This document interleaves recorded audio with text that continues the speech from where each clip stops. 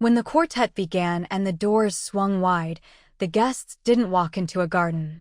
They stepped into a secret I had arranged with my own hands, something that made them stop breathing, something that made lace-clad arms seize on the air, something that smelled like a memory nobody wanted. From the shadow of a column I'd tied with ivy at dawn, I watched their faces tilt and falter. I heard the silence arrive like a wave meeting glass. I am 72 years old, a grandmother who has carried more buckets than bouquets, and that morning I delivered a wedding gift my daughter would never forget. She hadn't invited me to her wedding. She'd sent me a link. Just a small ceremony, very modern, Lydia had written. "We'll share the stream." Stream. As if vows could be scrolled past. As if you could tap a heart on a lifetime and call it attendance.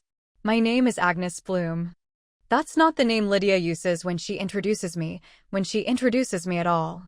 In this city's glossy circles, I am anonymous by design. I'm the quiet woman with refrigerated vans that always make the dock time, the one whose ladders arrive in the right lengths and whose crew can turn a barren hall into a forest before the chef finishes dreaming up garnish. People who matter call me a Bloom, because that's the signature on my invoices and the painted monogram on my trucks. People who don't matter call me the florist, like I'm a pair of scissors with a pulse. Lydia didn't know I own night garden decor. My daughter believed I retired years ago. She didn't know I had built a business that lives in the negative space between the world you see and the scaffolding that holds it up. She didn't know the planners who dismissed family vendors still begged my company to rescue their timelines when centerpieces arrived gray and groaning in the summer heat. She didn't know my hands could read a room faster than her friends read a menu. There are plenty of things Lydia didn't know about me. There are plenty I didn't know about her. Weddings, it turns out, are very good at telling the truth. 3 days before the ceremony, the phone rang in my office above the warehouse. On the wall, an old clock ticked with the sticky sound only old clocks make. My production manager, Anna, was breaking down last weekend's frames, her hair in a scarf the color of tomatoes. "You saw it?" my sister asked when I picked up, not bothering with hello. She knows me better than any GPS ever will. "I saw it," I said. "The live stream link. The one with the tasteful gold border," I said. "The border is the most personal part." "She's scared," my sister said. "That's all it is." "Scared of what?" I asked, though I knew. "Scared I'll wear my warehouse jacket? Scared I'll arrive with a van and the engine will cough during the vows." "She's scared of someone else's opinion," she said gently. "You can guess whose." Catherine. My future in-law and the sort of woman who can make 3 people stand up just by raising one eyebrow. We'd met twice. The first time, she held out a hand and said, "Agnes, the way you read a serial number to a clerk." The second time, she scanned the room for a server and told me I had a magnificent work ethic, which is something people say when they want to compliment you without admitting they need what you make. "I'm not angry," I said. "Anger is what you feel when your soufflé deflates." "I feel something bigger and heavier than a soufflé." My sister waited. "I feel like I'm watching a truck I built drive past without slowing down," I said. "And it's headed for a very expensive glass wall." "Don't stand in front of it," she said. "I won't," I said. "I'll adjust the wall." The plan wasn't born out of malice. If you are 72 and any good at your trade, you learn that malice is a blunt tool and never hits the right nail. The plan was born out of love and out of a lifetime of being invisible at the precise moments I was doing the most. I have carried chandeliers up flights of stairs so brides could stand beneath them and feel like they'd invented light. I have snipped thorns from roses so women could hold them without bleeding, then watched those same women pretend the roses came thornless from the earth. I have arranged and rearranged and hidden and revealed and changed water that never shows up in photographs. I have slid into freight elevators like a magician's assistant and emerged into ballrooms that looked like money had been taught to speak. You can hear a sermon about gratitude or you can be one. I have tried both. "Are you going to crash the wedding?" my sister asked, half alarmed, half delighted. "I'm going to give my daughter a wedding gift," I said. "And then I'm going to give her the wedding she wanted." "Agnes." "I'm going to show her what rooms are made of," I said.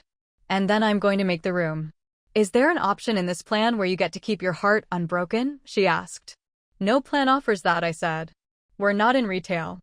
At the warehouse, I pulled the Halcyon Park floor plan from a drawer where I keep every venue map within a 50-mile radius. I could draw most of them from memory. The glass house was a jewel box, steel ribs, panes of old glass that made sunshine wobble, concrete floors that photographers love because they reflect just enough light to make ankles look polished. It was also a logistics maze. The loading dock ran hot and narrow. The freight elevator had a door that stuck. The venue's coordinator was excellent at smiling and very bad at returning calls. Anna came to stand beside me. "You're thinking," she said. "It's loud." "Lydia didn't invite me," I said, the words tasting like dry chalk. "She sent a link. She thinks I'm retired." Anna let out a breath.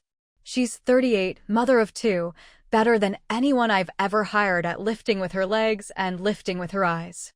"We can do whatever you need," she said. "But I have to ask, are you sure you want to?"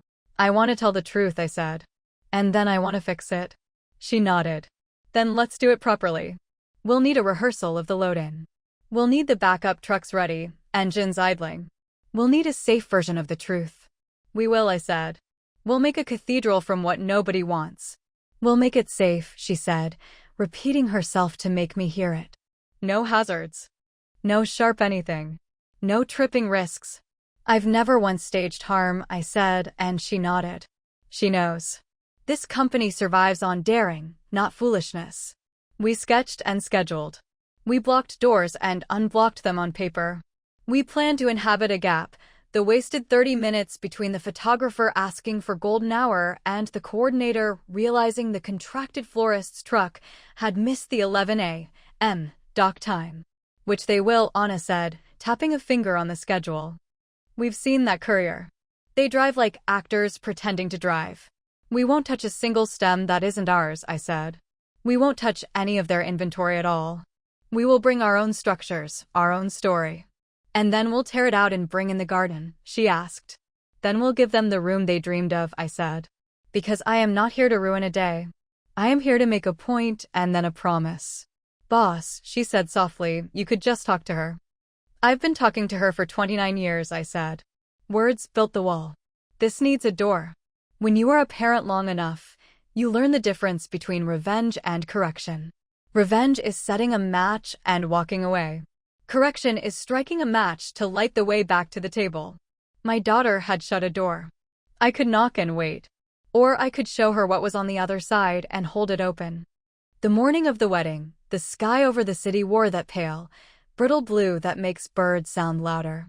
I woke before my alarm and lay for a moment listening to the empty warehouse hold its breath. At 5:30, the crew arrived. They know the clink of the key in the front lock the way children know the crinkle of paper on their birthdays. I made coffee the way my mother used to, strong enough to warn you about your choices, and passed around cups without speeches. I don't do speeches. I do lists. Anna chose the crew. Kyle, who can walk up a ladder like he was born on the top step. Genesis, who ties knots the way some people write poetry. Mo, who can look at a room and see the air move. And me, hands steady, clipboard on a string, headset checked, phone on silent, because today was not for calls. It was for timing. "Safety first," I said as we loaded the vans. "Then secrecy. We are ghosts until I say otherwise." "You're asking us to be specters and surgeons," Mo said with a grin. "I'm asking you to do what we always do," I said. "Make something out of nothing, quickly and well." We rolled out at 6, engines low and even, a little convoy of intention. The city at that hour belongs to people who work. The bakery truck at the corner stuttered like a happy heart. A jogger in day-glow green waved to no one. In the rearview, I saw my own eyes and the white stripe of my hair, what Lydia calls my skunk stripe when she's cruel and my foxtail when she's kind. I let myself think of her for exactly 3 blocks and then pulled my mind back. The mind is a dog. It comes when you call it. At the dock, the manager squinted, recognized us and our schedule written on our faces. "You're early," he said. "You're always early." "Punctual," I said. "Early is for people who don't know the difference between time and grace." He laughed and waved us in. The freight elevator shuttered open. The sound it made is the anthem of my life. Inside the glass house, the coordinator wore black like a swallow and moved in efficient diagonals.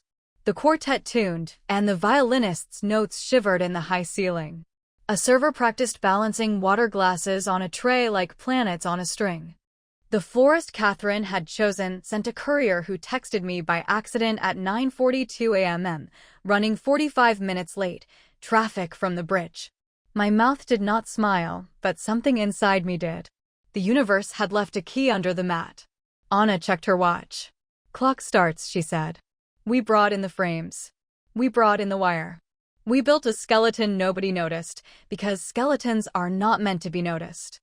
We disguised our own structures with rented drape so the coordinator would assume she'd ordered them.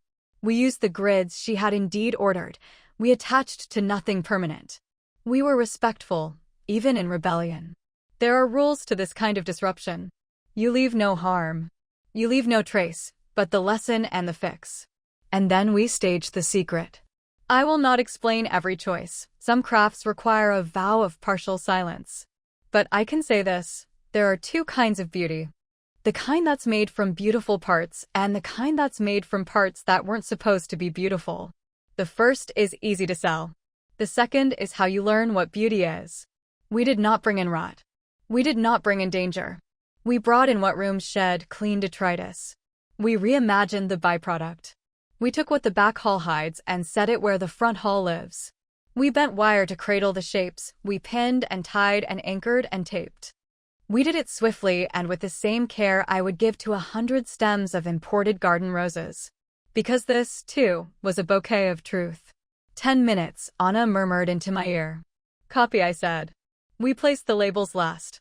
I had printed them in the same font the venue used on its directional signs. From a distance, they would look like instructions. Up close, they were quotations. My quotations. Lydia's quotations. Phrases that had landed in my life like a series of carefully thrown small stones. Don't make this about you. We're doing something more elevated. Maybe it's better if you sit this one out and enjoy. It's not that I'm embarrassed, it's just different circles. I had saved them without knowing why. Now I knew. Time, Anna said. We moved to the edges. I took my place in the shadow of the column. I dressed myself before sunrise, ivy winding up steel like something alive naming metal. I felt calm the way a pilot must feel calm when the weather you predicted arrives exactly on the nose of the wing. The doors opened. People walked forward, then stopped, then did not know where to put their eyes. You could feel the room change temperature without a thermostat blinking. Someone laughed without humor. Someone said, "Is this art?" That was my favorite. The quartet faltered. The coordinator turned the color of old cilantro. A groomsman muttered to another groomsman, who whispered back, and I watched the whisper ripple row by row like a ribbon loosened in wind. Daniel, dear Daniel, stood at the front, his jaw tipping left in the way it does when he's thinking hard. His tie was a soft gray. He looked like a man prepared to love a complicated person. Lydia entered last. She was not carrying a bouquet. The planner had likely decided to hand it to her at the right moment, so photos would be cohesive. She stepped into the room and met the thing I had made with the same face she had worn when she encountered algebra and a girl who wore pearls in 10th grade, and the letter from her father that arrived on her 12th birthday with a $10 bill and no return address. She looked, and then she understood only that she did not understand. And then she looked for me. She found me in the column's shadow because daughters can find their mothers even when they've turned themselves into stone to survive. Her mouth opened. Catherine moved toward the coordinator with the smooth speed of a woman who has never rushed for public transit. "This is unacceptable," she snapped in a whisper that wasn't. "Find the florist. Fire them." Lydia stood very still. Her eyes traveled left to right, top to bottom, across the structures we had built. You could see in her face the epic of a brain trying to write a caption for a photograph it does not want to post. She took one step. And then another. Then she did the bravest and the most human thing she has ever done. She went to her knees. My daughter, in her ivory dress, kneeling on a floor she did not expect. She did not bow her head. She did not perform humility for a camera. She crawled, carefully, past the labels. She crawled to me. "Agnes," she said, because she couldn't say Mom where strangers could hear it, not at first. "Please." One word. A wish, a wound, a window. "Please what?" I asked, because I needed her to say it. Please fix this, she whispered. Please make it, her voice broke. Please make it beautiful. Stand up, I said gently. She didn't move. Stand, I repeated, reaching down. The bones in my knees spoke their language. We have 32 minutes. Her eyes flicked to the clock, as if time had been summoned to witness. 32. You know that joke about mothers with eyes in the back of their heads? I said. Mothers also carry clocks. 32 minutes before the guests decide what this is. 59 before the light is right for the photographer. 90 before the caterer starts to panic and waste money. We will thread the needle. I'm sorry, she said suddenly, fiercely, like an apology had just burst its seed coat. Good, I said. Now give me the aisle. I tapped my headset. Go. And then Night Garden did what we do when a room is a patient on a table and the surgery is scheduled for now. We moved. We rolled away what we had wheeled in. We untied, unpinned, unwired, coiled, folded, lifted, stacked. We cleared the spine of the space and the ribs. We made a corridor for beauty. And then we brought the beauty. Our backup vans slid into place with the discretion of good waiters. Door rails sighed. Coolers breathed. The scent changed. It rose, not hard and perfumed, but green and clean and flooded with memory. I've always believed scent is the shortest bridge between regret and hope.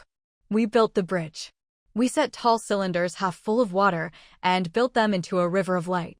We lifted quince branches that arched like a question and answered it with white lilac, the air around it shimmering with a sweetness that forgives. We unpacked garden roses with hearts the color of tea and centers the color of secrets, their heads heavy with a gravity that looks like humility. We tucked in ranunculus, messengers with 1,000 paper-thin layers, each layer a page that says yes softly. We coiled jasmine into the steel beams so that even the bones of the room breathed sweetness. We mapped the aisle in petals so June could follow a story with her little feet. While we worked, I narrated only what mattered. Pivot the grid. Tie to the ring beam, not the strut. Clip the zip, don't bite it, use the snips. Kyle, legs, not back. Genesis, you're on candle scatter. You know the count. M.O., feather the arch, more air than blossom. It is an odd thing to be a conductor whose instrument is other people's hands. It is an odder thing to conduct while your daughter watches you truly for the first time. Lydia stood at the edge of the work like someone at the edge of an ocean. She cried, but she moved when I told her to move. She said sorry twice more without asking for forgiveness yet, which is how a person says it when they mean it. 30 minutes after my go, a guest on the groom's side let her shoulders drop. 31 minutes after, the quartet began to play again. 32 minutes after, the room had become the one from Lydia's mood board, only better, because it was real. Catherine approached. People like Catherine approach as if they've noticed you for the first time that day, no matter how many times they've passed you already. Thank you, she said, and the words took effort to launch, like heavy birds. This is exceptional. This is our job, I said. And the beginning, she asked without asking. The unexpected installation? It was a statement piece, I said. A bold choice, she said, tasting the word bold like it might be a spice she could learn to use. She touched my arm, the way people touch objects when they want to own them. We'll speak later. We will, I said, and then I walked away before she could airbrush my name out of the sentence. I am old enough to know when to leave a person wanting to upgrade their own kindness. The ceremony began. The officiant was one of those men whose face you trust, because he looks like every literature teacher who ever told you your essay mattered. He kept it simple. He let the room be the sermon. Daniel's vows were short and honest. Lydia's were longer, because she has always used words like rope, throwing them out to see what she can pull back. When she said, I will learn to tell the truth when it's safe and when it's not, she looked at me. I did not cry. I am deliberate about when and where I water the floors of my life. The kiss arrived right on time. The quartet found a song with a little ache in it. People clapped the way they clap when relief is part of the joy. Dinner came with candles and polite talk, the old currency of events like this. Catherine made a speech that was very good, practiced, elegant, almost generous. She thanked the remarkable team who saved the day, her eyes finding me briefly like she had practiced the glance. I nodded with the respect a person offers another person who has begun to try. It takes courage to climb down from a pedestal you've been paid to stand on. Later, when the cake had been cut and passed and people's shoes had surrendered their battles with their feet, Lydia found me at the edge of the dance floor. I was collecting empty votive cups because I find it soothing. You learn a lot about a room by looking at what has burned and gone dark. "Do you hate me?" she asked. "I could never hate you," I said. "I can be disappointed and still love you without the seam showing." "I didn't invite you," she said. "And you gave me the most expensive lesson anyone could buy." "I gave you the lesson for free," I said. "The flowers cost money." She laughed, a wet sound laugh I remember from when she was little and learned that library books always come back if you bring them on time. "Mom," she said then, dropping Agnes like a dress that didn't fit. "Hello," I said, as if we'd just met in truth. "I am sorry," she said. "For the link. For the words I've said. For calling what you do cute when people in certain rooms were listening. For asking you not to wear your jacket to Tilly's baby shower. For the shame I pretended wasn't shame." "I accept," I said. "And I'm sorry too." She blinked. "For what?" "For believing I could build a life for us out of work and no time," I said. "For choosing a second shift over your school play twice. For telling you to be strong when you needed permission to be small. For assuming you understood that when I missed something, it wasn't because you didn't matter, it was because I thought keeping the lights on was how I proved you did." She took my hands. Her fingers are like mine used to be sure, with a little familiar stiffness at the second joint. "Can we try again?" she asked. "Not tonight. I mean, as a habit." "We can," I said. "We'll build a schedule." "Of course you said that," she whispered, smiling. We danced. We were bad at dancing in the way that makes people good at living together. My knee reminded me I am not 25. Her dress reminded her fabric has opinions. When the music slowed, the floor took on that late-night wedding feeling, tired joy, soft shadows, the relief of forgiven expectations. After midnight, after the sparklers that insurance never loves, but brides always do, after the last guest hugged the last aunt, after the photographer found me to ask for my address, because he wanted to send prints that would never make a magazine, but would make my morning, we stood under the service awning at the back. The world back there was made of cinderblock and honest air. The vans idled like animals who know home is close. She leaned her head against the wall. "When I first walked in," she said, "I thought I was dreaming. Like the nightmare where you show up to school and there's no floor." It took me a second to see what it was. "What did you see?" I asked. "At first," she said, "shapes. Shadows. Something wrong. Then, echoes. Things I've said to you. Things I've thought. And then, oh." "Oh," I agreed.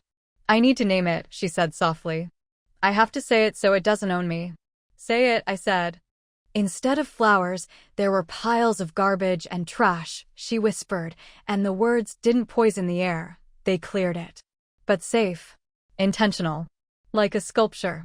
Like a story. Like a mirror," I said. "I saw myself," she said. "And I didn't like what I saw." "You saw both of us," I said. "You saw the work nobody sees.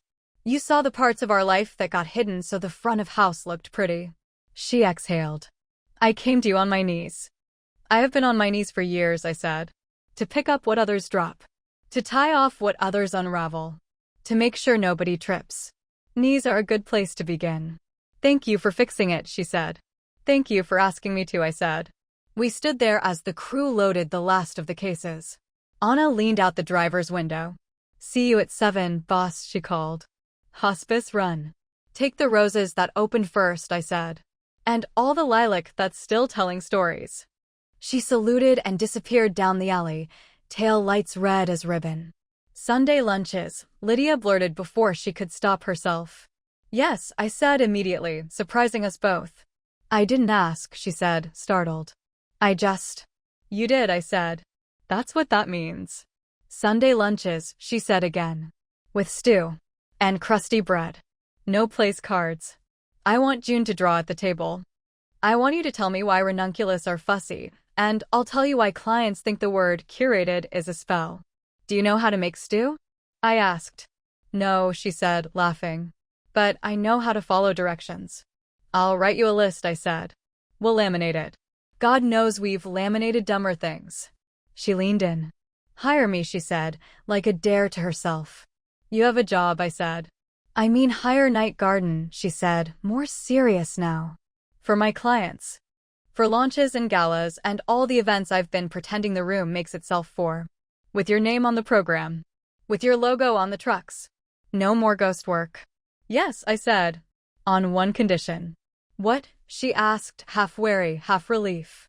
You're going to have to learn what a dock time is, I said. You're going to have to be the kind of person who loves a loading zone as much as she loves a photo booth. She laughed. Teach me. I will, I said.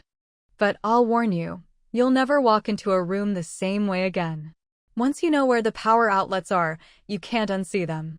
Good, she said. I want to see. In the days that followed, the story traveled. Not the live stream emotion is terrible television unless you already love the actors. The other story, the whispered one. Did you hear? The city murmured. At the glass house? The installation? The turnaround. People who use words like elevated used it twice as much. People who use words like tacky used them less. Somewhere, Catherine told the story with her own edits. Somewhere, my sister told it with none. It didn't matter. I wasn't after headlines. I was after habit. The first Sunday lunch was a potato stew that stuck to the spoon like a promise. Lydia oversalted it and then fixed it by boiling a potato in the pot like a witch making forgiveness. June drew flowers on the butcher paper I'd taped to the table, 9 green stems topped with messy suns. Those are your sunbloomers, she said when I asked. Sunflowers, Lydia corrected gently. Sunbloomers, June repeated, doubling down with the confidence God gives the small. We kept sunbloomers. We keep many new words now. We are building our own dictionary. Lydia asked questions that would have sounded like condescension a year ago and sounded like humility now. Why does hydrangea drink from the top if you missed it? Why do hotels always say no to real candles and then say yes at the last minute? Why do you buy twice as much ribbon as you think you'll need? Why do you write names on tape and stick the tape to the table edge? Why does June have to go to bed before dessert? Hydrangea is greedy, I said. Hotels are afraid. Ribbons have opinions. Tape saves lives. And small humans turn into pumpkins after 8. June made a face. I'm a carrot, she announced. You're a carrot, I agreed. We talked about the night of the wedding only when it drifted in, like the scent of lilac through a window that isn't all the way closed. We didn't build our Sundays out of regret. We built them out of grocery lists and calendars, and the kind of questions you can only ask when you trust the answers won't be used against you. Catherine came to lunch once, in a blouse that cost what a small ventire costs and earrings you only borrow because the insurance paperwork insists. She arrived with a tart from a bakery that spells its name without vowels and a face that looked like she'd practiced being friendly in the car. June, splendidly unbribable, asked if Catherine knew how to sit cross-legged on the floor. I do not, Catherine said, with an honesty I admired. Then you can sit in the chair, June said, distributing power with her small scepter. Catherine watched me ladle stew. She watched Lydia butter bread like a person who had never buttered bread for anyone else before. She looked at the framed photo on my sideboard, the one the photographer sent me, unposed, where Lydia is reaching for my hand just as I reach for hers. The flowers behind us blur into light. I have misjudged a great many things, Catherine said quietly during coffee. Most of them were people. We all do, I said. It's a hobby that looks like a virtue. Agnes, she said, and this time she said my name like it had a meaning. Thank you for not ruining my son's wedding. You're welcome, I said. I was tempted. She smiled and it reached the place where truth lives at the back of the eyes. Daniel told me you saved it, she said. He told me you saved me from myself. I didn't know he thought I needed saving. We all do sometimes, I said. It doesn't correlate with bank accounts. Will you? She faltered. Will I what? Will you look at the fundraiser we're planning next month? She asked with a bravery I hadn't expected. We've done it the same way for years. I suspect the way is tired. It could use a hallway. You've been listening, I said. I've been learning, she said. We did the fundraiser. Night Garden chose a palette Catherine would have called safe last year and called elegant this year. She walked with me at the dock and carried a box without asking a young man to do it for her. When the lights dimmed and the donors lifted their little paddles, the room glowed in ways no camera can keep. Catherine didn't take credit. She pointed to me when people asked. She said my name in the microphone and it did not choke her. It took time for Lydia and me to stop stepping on each other's toes. I am a woman who likes 3 ways out of any room. She is a woman who likes 3 ways to say the same feeling. We collided and we laughed and sometimes we cried, but not like we used to. We fought, but we fought the thing, not each other. When she fell into the old habit of introducing me as in events, I squeezed her hand once, and she corrected, "My mother owns night garden decor. She's the reason any room you've loved stayed up." A year later, a word we don't say in the shop arrived: retirement. People asked me when. They asked me with cake in their voices, the way people say you must be excited because they can't imagine a person whose joy is tied to a loading dock. I said not yet. Not because I need to prove anything, I have invoices and scars for that. Because I like the sound of a room becoming itself. Because I like the way a jasmine vine wraps around a beam as if the metal were a story trying to tell itself to a plant. Because I like my vans and my crew and the way a timeline holds like a spine under a body.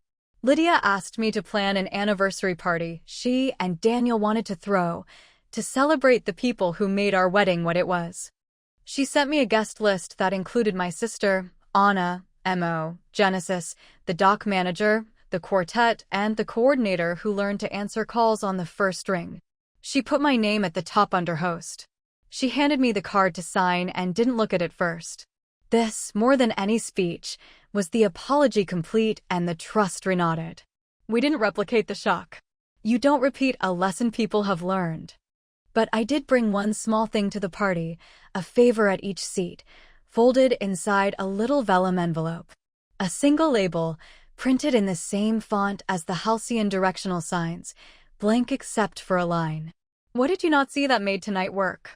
People wrote answers and tucked the labels into a glass jar that sat where centerpieces usually sit to show off. At the end of the night, Lydia and I read them together at my table under the warehouse office, where the clock ticked sticky and true. Someone wrote, "The person who taped the extension cord down so I didn't trip." Someone wrote, "The woman who relit the candle next to my plate and pretended I hadn't blown it out by accident." Someone wrote, "The grandmother who built the room and the daughter who asked her to." June wrote, "Nana." We taped them to the inside of the cooler door, next to my own note from that night. "Thank you for catching the moment before and the moment after." Some stories live in the middle. When the new kids on the crew arrive for their first shift, we open that door and let the cold and the truth wash their faces. I sometimes think back to that instant, the first instant, when the doors opened and the guests stepped into something that wasn't a garden. I think of the way silence sounds in a room built for music. I think of the scent of air that hasn't yet decided what it's going to be. I think of my daughter on her knees, not to worship or to beg some camera's attention, but to move closer to the person who could fix the room and fix something else besides. I think of my hands on hers, not shaking, steady like a bridge. I think of the words we both said that counted. Please. Sorry. Yes. People have asked me what, exactly, the room looked like in those few minutes before we remade it. I could describe the geometry and the way paper can hold shape when you teach it to, the way clear plastic steals light and throws it back, as if it were the generous one. I could talk about proportions and negative space and the architectural arrogance steel can have when it thinks you're not watching. I could write you a map. But the truest thing is simpler. It looked like the back of every beautiful day. It looked like everything we throw away to pretend perfection is effortless. It looked like the long road to a short word. Then it became a garden. People like to wrap endings in bows. They like sentences that tidy up a life. I am too old for bows. I like knots. Knots hold. Knots can be untied and retied. Knots remember. Here is the knot I keep close when I think of the wedding where I wasn't invited and attended anyway. My daughter did not know the shape of my days. I did not know the shape of her fear. We met in a room shaped like a mistake and tied something together. She came to me on her knees because she was brave enough to refuse to stand alone. I agreed to help because I am wise enough to know the difference between humiliation and humility. She repented. We made peace. The room remembered us. Every so often, when the phones are quiet and the vans are clean and the lists are shorter than usual, I take out the label that one said. It's not that I'm embarrassed, it's just different circles. I press it against the light. The paper has a memory of being stuck to a table edge. So do I. Then I put it back. We don't throw all our past away. Some of it we keep, to remind us which rooms we refuse to leave each other out of again. The city keeps marrying. The city keeps making me useful. The young planners say my name now without choking on it. The old planners pretend they always did. Catherine sits cross-legged on my floor like a person who learned a new muscle and wants to show it off. Daniel calls me Mom without looking around to see who heard. June has started her own flower garden in a window box and announces that her sunbloomers have opinions. And Lydia? She answers her phone. She leaves voice texts with the sound of the street in them. She sends me photos of outlets at venues with captions like, "Found your favorite." She lets me in the room when she's choosing. She lets me in the room when she's crying. She lets me in. Once, last month, she sent me a picture of a little sign outside a shop. We repair when possible. We replace when necessary. We teach you how to use what you already have. She wrote, us. Us, I wrote back. That is the gift I gave her in the end. Not the lesson, not the garden, not the moment where the air changed because we pushed it. The gift was us. A room where we both could stand without adjusting our shoulders, without wondering if we belonged in the photograph. A door we both can open from both sides. If you like the kind of story you can scroll, here is the caption. I wasn't invited to my daughter's wedding, but she didn't know I own the company that makes rooms bloom. I gave her my wedding gift. When guests entered, they found shock and truth. My daughter came to me on her knees and begged me to make it beautiful. I agreed. She repented. We made peace. The photos are perfect. If you like the kind of story you live inside, here is the longer version. I taught my daughter what rooms are made of. She taught me what apologies sound like when they mean something. Together, we turned a pile of what nobody wanted into a path, and we walked it first toward the altar, then toward the dock, then toward a table with stew. And every Sunday, we lay another piece of honesty on that table and call it lunch. So, another story of my grandmother has end.